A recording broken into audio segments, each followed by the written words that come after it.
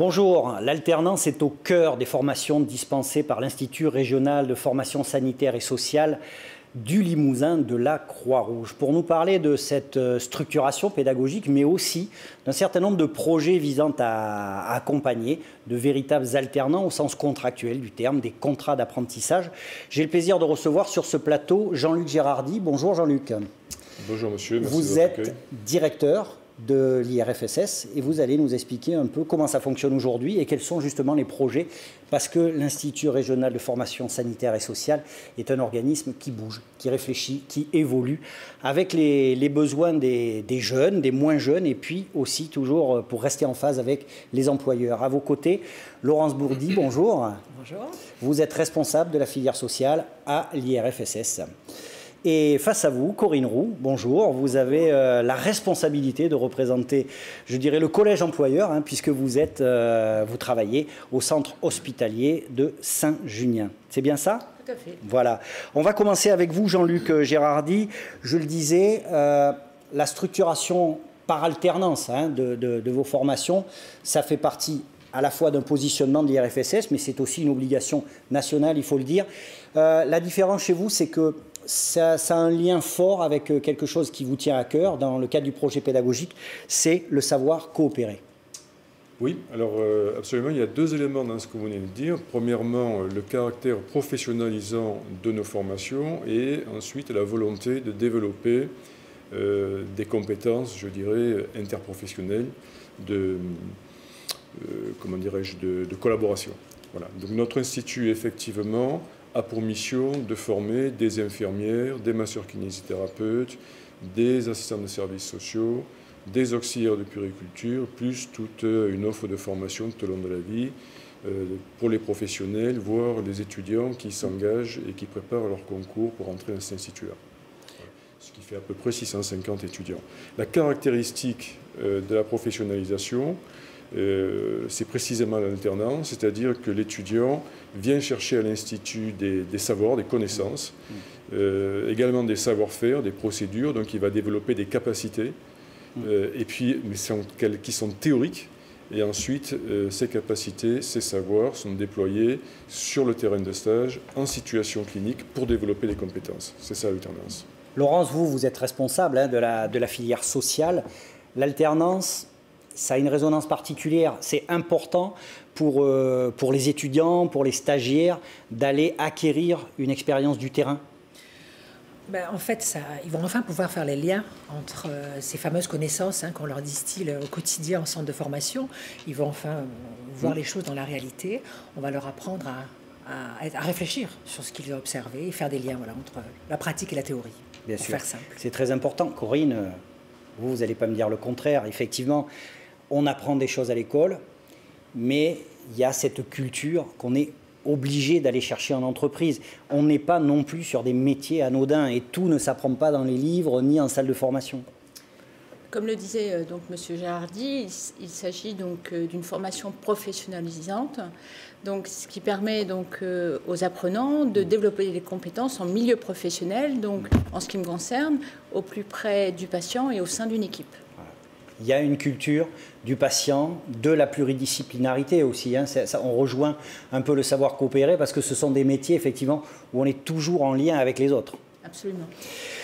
On va revenir un petit peu plus tard sur les projets, notamment les contrats d'apprentissage. Avant cela, je vous propose de découvrir un reportage qui a été réalisé à l'IRFSS par Willy Moncoiffé et qui nous montre un petit peu, vous allez voir, toute la palette et toute la dynamique de cet établissement et de son équipe pédagogique. L'IRFSS, c'est le pôle formation de la Croix-Rouge française. Cet institut régional situé à Limoges accueille chaque année près de 600 étudiants répartis en 3 diplômes, assistants de service social, infirmiers et kinésithérapeutes. Une autre antenne, située à Brive, propose une formation en auxiliaire de puériculture. Ces futurs professionnels apprennent dès leur formation à coopérer entre métiers différents. Réunir 3 formations sur un même site, c'est une vraie richesse et la Croix-Rouge saisit cette opportunité-là pour amener les étudiants à se connaître, à mieux se connaître. La particularité de l'IRFSS, c'est aussi de mettre l'accent sur la pratique. Les étudiants de chaque filière passent à peu près la moitié de leur formation en stage d'entreprise. La professionnalisation ne peut se faire que par l'alternance, puisque la compétence ne peut se développer qu'en situation réelle de terrain, situation professionnelle. Geoffrey, vous augmentez un tout petit peu la vitesse maintenant. Voilà, on stabilise maintenant la vitesse. Pour permettre à ces élèves de pouvoir s'exercer, l'IRFSS est équipé de matériel de pointe, comme ici un système d'analyse cinématique du mouvement, ou encore cette future salle de simulation aux soins infirmiers en cours d'aménagement. Un autre atout de l'IRFSS, c'est la volonté d'assurer un suivi personnalisé des élèves. Ici, leur nombre par promotion est limité afin d'assurer une proximité entre enseignants et étudiants. Iris est entrée en kinésithérapie grâce à son statut de sportive de haut niveau. Compenser son retard de connaissances en médecine aurait moins été facile à la fac. Comme j'ai pas suivi les mêmes études que les autres, je pense que je me serais un peu plus fait distancer et je pense que j'aurais été plus vite perdue qu'ici, puisqu'on est bien suivi et accompagné par les formateurs et même les étudiants qui sont proches de nous. La Croix-Rouge donne la chance à ses étudiants de se tourner vers l'international en participant au programme Erasmus. Rien que pour l'expérience personnelle, oui, professionnelle, je pense qu'il n'y a rien de mieux que d'aller voir ce qui se passe ailleurs aussi pour se connaître plus soi et son métier. Les formations de l'IRFSS sont accessibles sur concours dès la sortie du bac. L'établissement propose également des formations professionnelles tout au long de la vie, ainsi que des préparations au concours du champ sanitaire et social. Voilà un reportage qui nous montre à quel point Jean-Luc Girardi et Laurence Boudy ne doivent pas s'ennuyer parce qu'il se passe vraiment beaucoup de choses chez vous. Et je pense effectivement, comme le disait une des apprenantes, chacun doit y retrouver son compte. Hein. Ça se sent bien en tout cas au travers du reportage.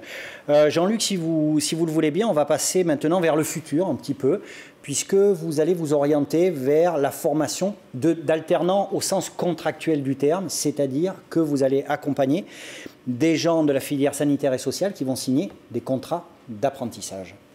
C'est ça. Donc nous avons une perspective effectivement toujours sur le même principe, mais de contractualiser donc avec un centre de formation d'apprentis et des employeurs pour offrir à nos apprenants des statuts d'apprentis, y compris dans ces professions paramédicales comme infirmières et kinésithérapeutes, qui sont des professions, en particulier kiné, qu'on dit en tension, c'est-à-dire qu'il y a des professionnels qui sont en déficit. Donc pour faciliter l'accès, c'est une réelle demande actuellement des territoires. Ça existe déjà, hein, faut être clair, il y a déjà eu des contrats signés. Alors ça existe déjà, nous avions eu une première expérience pour les infirmières, dans d'autres régions ça existe aussi, et là nous aimerions relancer ce dispositif qui a dérapé il y a un petit moment, mais je pense que dès la prochaine rentrée, on sera en capacité d'offrir des possibilités dans ce sens. Dans quel métier plutôt, vous dites kiné ? Alors, kiné, c'est le métier qui est en tension actuellement, infirmière un petit peu moins, mais s'il y a des demandes, pourquoi pas. Aide-soignant et auxiliaire de puériculture aussi. Après, le social, je dirais que ça dépend, on n'a pas de priorité, ça dépend de la demande. Quoi, voilà. Justement, la demande, Corinne, c'est vous qui l'incarnez aujourd'hui. En plus, l'apprentissage, c'est quelque chose que vous connaissez, vous avez travaillé dessus. On parlait tout à l'heure des avantages de l'alternance. La pédagogie par l'alternance, mais là, on parle des contrats. Quel est l'intérêt pour les employeurs d'aller chercher des jeunes comme ça et de les embaucher, puisqu'on parle bien d'un statut de salarié au départ. Donc, pour un établissement de santé, et puisque M.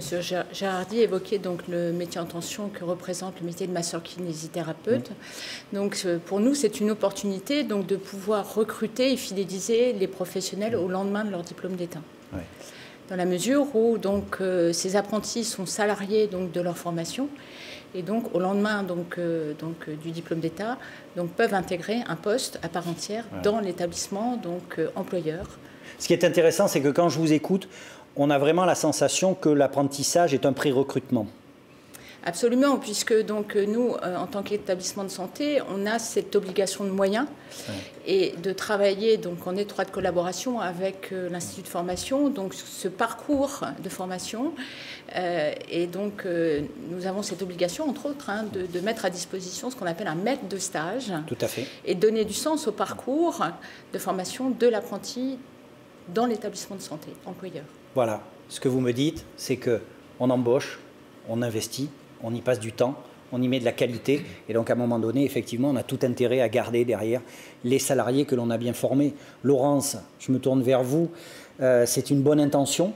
C'est une chose de former des personnes en alternance. Est-ce que c'est aussi simple que ça, de mettre en place vraiment là des parcours par rapport à des contrats d'apprentissage? Alors, ça nécessite des précautions, ouais. Des précautions importantes qui sont de mettre en cohérence en fait des pédagogies, une pédagogie qui tient compte de ces deux mondes, qui sont deux rapports au savoir tout à fait différents. Bien sûr. Il y a ça, et ça demande une grande proximité, une association solide avec les organismes employeurs.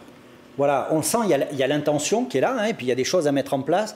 Jean-Luc, aujourd'hui, mettre en place ces contrats, faire signer des contrats en alternance, les accompagner, qu'est-ce que ça a comme avantage aussi pour les alternants et pour le centre que vous êtes, que vous représentez?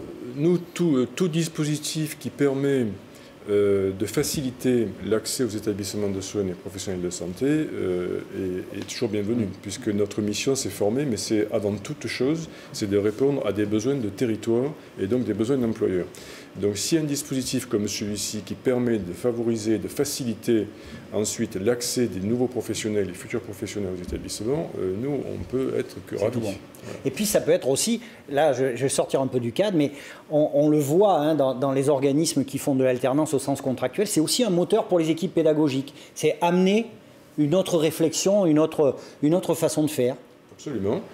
Effectivement. Par contre, au niveau de l'établissement, ça demande des suivis pédagogiques un petit peu plus rapprochés, spécifiques, et puis surtout un partenariat probablement encore plus étroit avec les employeurs, les équipes d'encadrement sur les terrains de stage. Laurent, vous êtes d'accord? Ah ben... Oui. C'est vous qui allez voir les employeurs dans la filière, savoir si ça s'est bien passé ou pas. C'est bien ça? C'est ça. Bon, on va terminer cette émission avec vous, Corinne, parce que pas d'alternance sans les employeurs. Aujourd'hui, moi je suis certain qu'après cette émission-là, il y aura plein de jeunes qui vont se présenter à l'IRFSS pour dire « je veux signer un contrat en alternance ». C'est évident. Par contre, du côté des employeurs, qu'est-ce que vous pouvez leur dire? Parce que je sais que vous êtes convaincus que c'est la bonne chose.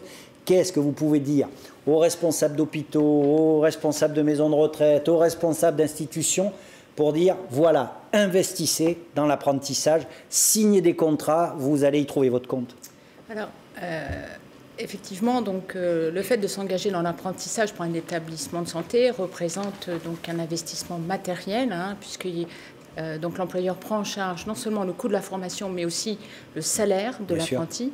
En revanche, c'est pour un établissement de santé une garantie en termes de ressources humaines, puisque les dernières statistiques au niveau de l'adresse mettent en évidence que la totalité des apprentis au lendemain du diplôme d'État sont encore chez l'employeur.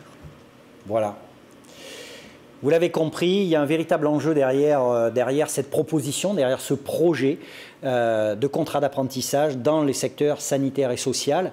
L'IRFSS vous attend pour faire preuve d'acte de candidature, que vous soyez alternant, futur alternant, ou chef d'entreprise, ou responsable d'un service, comme c'est le cas de Corinne. Je vous remercie et je vous dis merci à tous et à très bientôt. Au revoir. Merci.